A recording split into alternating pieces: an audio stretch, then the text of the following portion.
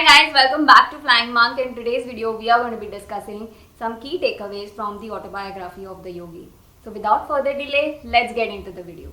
Many well-known people like Virat Kohli, Steve Jobs have read this book and it has added a lot of value to their lives. So that's what we are going to be discussing in today's video. The first thing to learn from the autobiography of the yogi is your trials did not come to punish you but to awaken you.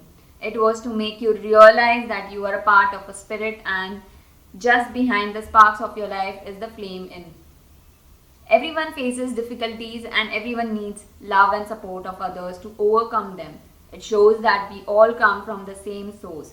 This means that you can learn from life's hardships and bounce back quickly. The seasons of the failure is the best time for sowing the seeds of the success. Steve Jobs said that when he was fired from the Apple, it led him to one of his more creative periods in life. And that's when he founded the Pixar, the world's greatest animation company. When you make up your mind to do good things, you will accomplish them if you use the dynamic willpower to follow through, no matter what circumstances are. If you go on trying, the God will create the means by which your will shall find its power reward.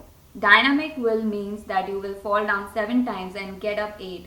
It means taking a firm resolve to achieve a very specific worthwhile goal and not giving up. Will is the switch to use to interact with the world. How you direct your will determine the results you will create. The second thing is your thoughts are responsible for everything that's happening in your life. Since you alone are responsible for your thoughts, only you can change them. Change your thoughts if you wish to change your circumstances. Since you alone are responsible for your thoughts, only you can change them. You will want to change them when you realize that each thought creates according to its own nature. Remember that the law works at all the time and that you are always demonstrating according to the kind of thoughts you habitually entertain. Therefore, start now to think only those thoughts that will bring you health and happiness.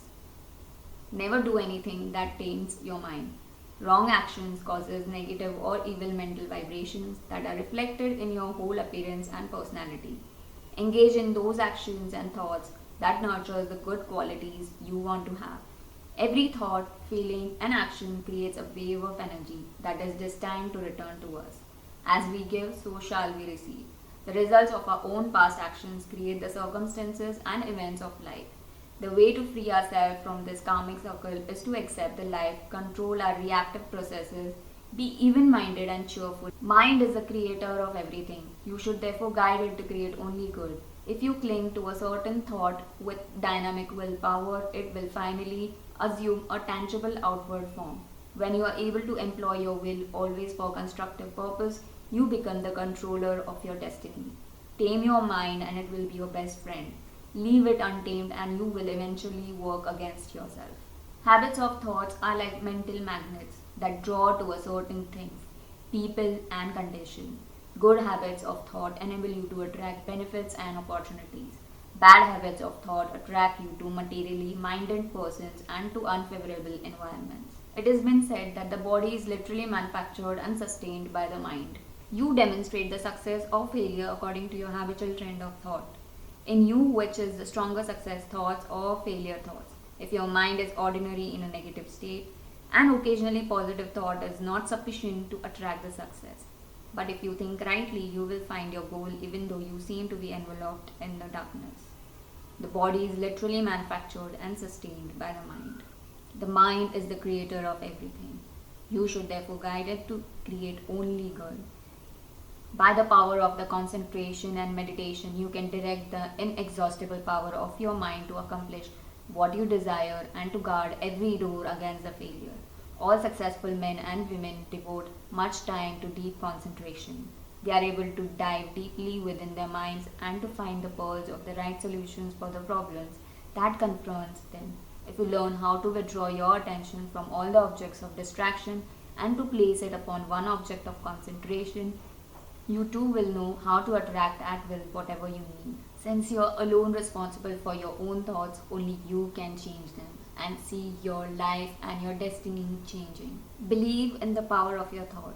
Everything is about the way you think. From the second you awaken to the last moment before falling asleep, it's all up to you. Your thoughts, your feelings, your attitude, the way you see the world, the way you react. every present moment. The choice is your. Believe in the power of your thoughts. Every thought is a cause and every condition is an effect. Your subconscious mind is the builder of your body and can heal you. Lull yourself to sleep every night with the idea of perfect health, and your subconscious, being your faithful servant, will obey you. Every thought is a cause and every condition is an effect. All the things that have happened to you are based on thoughts impressed on the subconscious mind through belief. The subconscious mind will accept your beliefs and your convictions. Simply dare to assume you are what you want to be, and you will compel everyone to play their part. You are the operant power. It does not operate itself. What you are imagining, you are creating. The human mind is much like a farmer's land. The land gives the farmer a choice. He may plant in that land whatever he chooses. The land does not care what is planted. It's up to the farmer to make the decision. The mind is like the land, will return what you plant. If the farmer plants 2 seeds and 1 seed is of corn, the other nightshade, a deadly poison, waters and take care of the land, what will happen? Remember, the land does not care. It will return poison in just as wonderful abundance. So up come the 2 plants, 1 corn, 1 poison. The human mind is far more fertile, far more incredible and mysterious than the land, but it works the same way. It does not care what we plant, success or failure, a concrete worthwhile goal or a confusion or a misunderstanding, fear, anxiety and so on. But what we plant, it must return to us. Every one of us is a total of our own thoughts. We are where we are because that's exactly where we really want or feel we deserve to be. Whether we'll admit that or not, each one of us must live off the fruit of our thoughts in the future. Because what you think today and tomorrow, next month and next year, will mold your life and determine your future. You are guided by your own mind, your own thoughts. Success is measured by happiness. Consider whether fulfillment of the goal you have chosen will constitute success. What is success? If you possess health and wealth but have trouble with everybody including yourself, yours is not a successful life. Existence becomes futile if you cannot find happiness. When wealth is lost, you have lost a little. When health is lost, you have lost something of more consequences. But when the peace of mind is lost, you have lost the highest treasure. The power of unfulfilled desires is the root of all man's slavery. The desire to be happy and to avoid pain is the universal motivation behind every action. Over the lifetime, our definition of what makes us happy evolves. At first, the happiness is sought in laziness and sensuality, then in ego-centered accumulation of possession or the power. Gradually, this evolves into an altruistic desire to help others, and finally, the earning for self-realization, which alone brings the joy we have always sought. Why revolutionary? People everywhere seek things imagining that happiness lies outside themselves. Remove the negative thought and infuse it with the positive thought. You will be the exception. Thoughts and beliefs are the information that goes into your mind and then you go and recreate it. So if someone says you cannot do it and you believe it, you're gonna go and recreate it.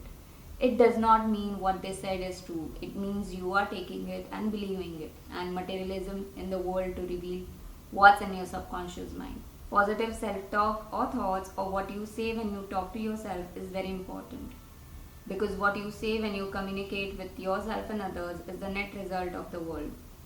If your thoughts have changed if the way you communicate and say has changed since like 5 years ago, you will notice that your world has changed.